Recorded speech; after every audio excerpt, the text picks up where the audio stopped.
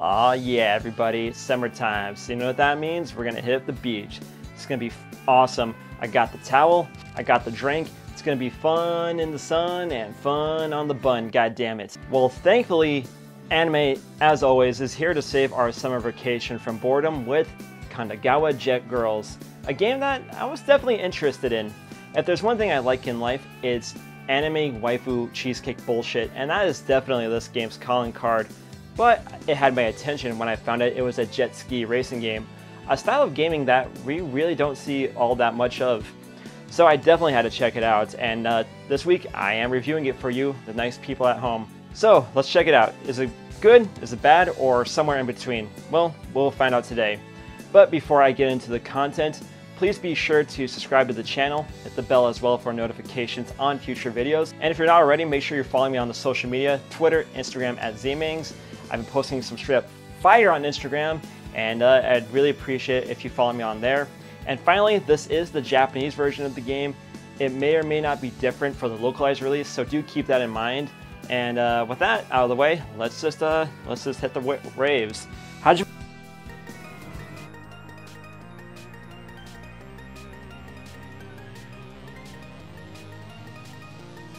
Are you too much of a degenerate for Wave Race? Well, do I have the game for you.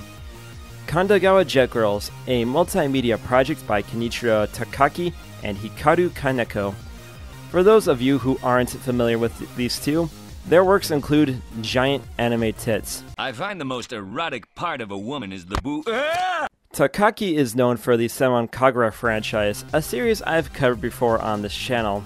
If you are curious, go check out my review of Senran Kagura Peach Ball for the Nintendo Switch after this video is done.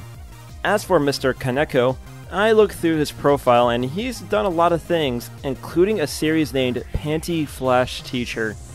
Well, I know what I'm watching tonight. These two gentlemen worked before together on a series called Valkyrie Drive, a series that I'm not too familiar with. From what I can tell, it has very good core values, so maybe I'll check it out. I don't think that series took off like they wanted it to, but maybe they made lightning strike twice with Kandagawa Jet Girls. Well, let's see how it is. Let's take a gander. So, what's the plot of Kandagawa Jet Girls? Well, we have several schools, each with two different girls representing their school in jet ski racing. Our heroines include the stock shonen heroes, rivals with back problems, Gyaru Sengen, weeaboos, Miko Shrine Maids, one of which has the most annoying voice during gameplay. I wish her partner would just slap her right across the face and make her shut up. Pedophile Bait, and the white-haired villain team, I guess villain team, who are the coolest looking girls in the game, and they are named Grindcore. The white-haired villain team is my favorite one to use because they are named Grindcore. That is awesome. I love that style of music.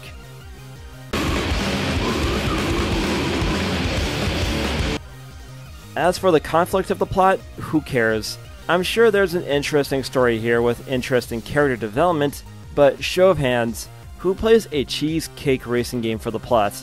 Yeah, that's what I thought. I went into this game expecting it to be dog shit.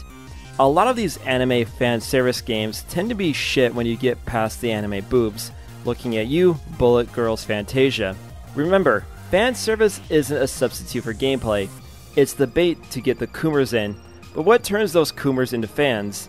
A good game. And thankfully, Kandagawa Jet Girls is actually pretty decent. While nowhere near the quality of, say, a Wave Race or Sonic Racing Transformed, Jet Girls is a fun little game on its own merits. Now, Kandagawa Jet Girls is an arcade racer at its core, so it is pick up and play, but there is a lot here to learn and to master. There are weapons, drifting, super weapons, tricks, and boosting all to learn. Thankfully, there's a really good tutorial which you can experiment with and play around with to get a feel for the game. It does sound like a lot on paper, but it isn't anything you can't get used to after a little bit of practice. For those of you used to games like Mario Kart, weapons and drifting will take a bit of time to adjust to. Like, if you drift like you do on Mario Kart in this game, you get huge oversteer. Instead, you want to press the L button, go into a drift mode, and as long as you are drifting, your drift meter builds.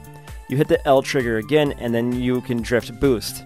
It sounds weird when I explain it, but trust me, it becomes second nature. For weapons, it isn't like other racers where you can just hit the button and use your power-up when you want. You need to be in range of an enemy racer. When an opponent is in range, hit the square button and your partner will hit anything that is nearby. And if you're shooting racers behind you, you can manually aim while your partner drives automatically. Again, it takes a bit of time to get used to, but again, after a few races, it will feel like second nature. On the flip side, when you are super far ahead, the standard weapons won't have any use. But as long as you have meter, you can still boost no matter what your position is. You build meter by drifting, driving, and going through rings. Unlike, say, F-Zero where your boost is tied to your shield, you can keep boosting as long as you got 20% meter. You might say that's broken, I say it's fun. While the racing itself is fun, I gotta say for a jet racer, there isn't a lot of impact on the water. There's a few jet streams that can push your racers around, but that's it. You might as well be kart racing with these kind of physics. Unlike other titles like, say, the really underappreciated Riptide Renegade, where you can really feel the waves hit your ride. Now that's a really fun jet racing game. Conversely though, if we weren't racing in the water, we wouldn't have the glorious anime bikini fan service. And leave it to me to dress the Gyaru girls in the most conservative outfits in the game. Progression is nice. The better you do, the more challenges you clear, you can unlock more parts to upgrade your machines, more outfits for your characters, and there's quite a bit of customization in this game, and thankfully none of it is held behind a paywall. There's also a few minigames here to unlock more gold, but I did not care enough to record that footage because they weren't that fun. There we go. Lemon Sours, the drink of a true jet ski champion. There are a few issues with Kandagawa Jet Girls. Nothing game-breaking, but definitely worth noting. There are 3 challenges to clear for each race in the story mode, and that's fine, but you can only check the mission objectives at the mission select screen and after the race. Why can't I see them in the pause menu or even in the adjustment screen before the race? There's absolutely no rubber banding in this game. If you're ahead, crack open a cold one because you've basically won the race. But if the opponents are far ahead, just reset because no matter how hard you boost, you are not making that comeback. The frame rate is also really inconsistent. If a lot of explosions and stuff are on the screen, the frame rate drops.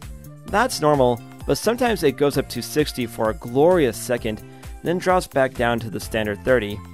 Maybe playing on the PlayStation 4 Pro or the Steam version would iron out that issue, but for someone like me who's rocking the PS4 standard, it can be kind of annoying. Same with the constant loading times. Keep loading. The tracks are okay. If you're expecting Daytona or Mario Kart level track design, you will be sorely disappointed. There's a few awkward turns and occasionally long patches of no power-ups. There are a few cool level designs, but they only get used once or twice during the campaign mode. Speaking of the campaign mode, it is really short. Even in its short runtime, it got repetitive seeing the same courses over and over again, even with the small variations each time. Like I said, there are a few cool levels, but they don't get used much, and the story ends on a "wait, we're over" kind of note. I'm guessing the writer had a meltdown and passed out in a pile of his own puke, shame, and self-doubt in downtown Tokyo. Yeah, passing out in public in Tokyo. What kind of fool has done that before? And outside the story mode, there's only time trials and free races to keep you occupied. No Grand Prix mode and no battle mode. And finally, fatally, there's no offline multiplayer. And a jet ski racing game. And a jet ski racing game with weapons at that, you don't have offline multiplayer? And no battle mode? Granted, getting your friends to play this game with you might be kind of weird, but why wouldn't you want the option? There is online multiplayer, but I did not try it. I'm afraid of the neckbeards grinding out this game since launch, and I want to keep what little dignity I have left. Presentation is top-notch, great graphics, great voice acting, outside of that one annoying Miko chick. The menus and music are all really high quality, especially the music, which is very catchy, and assuming I don't get claimed from this video, the music will appear in future videos. Thank you, Jet Girls. If you followed the Z-Man Cinematic Universe lore, you know I do like these waifu cheesecake games, and a lot of the games I've played in the past in this style have been pretty mediocre to just plain bad. A lot of these games have boobs, but nothing else.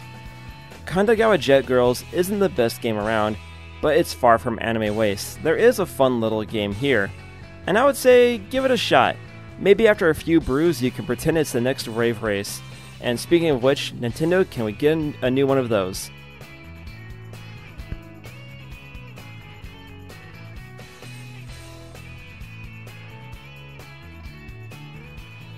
So, there's my review of Kandagawa Jet Girls. Is it good? Is it bad? Not really. It really is more like in between.